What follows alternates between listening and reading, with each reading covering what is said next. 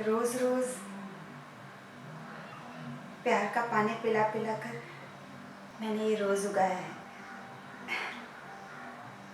सिर्फ आपके लिए। अब पूछना मत क्यों।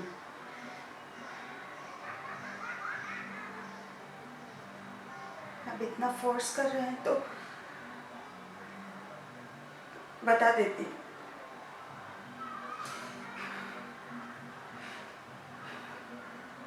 मैं वीरानी में उगा हुआ वो पौधा हूँ जिसकी डाल पर कभी सच्चे प्यार के फूल नहीं खिले।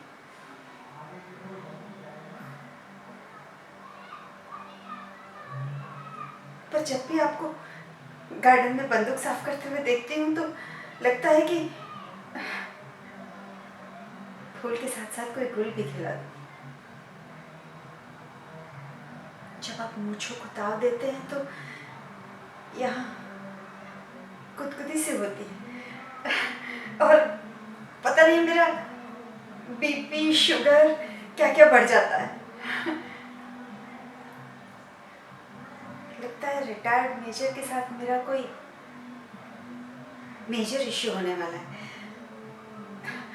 जब जब आप बंदूक साफ करते हैं तो पता है मेरे मन में कौन सा गाना आता है? प्यार में दिल पे मार दे गोली, ले ले मेरी जान। अब इससे ज्यादा क्या कहूँ मैं आपसे। वो कहावत तो आपने सुनी होगी, women become naughty at 40। बस ऐसा ही कुछ।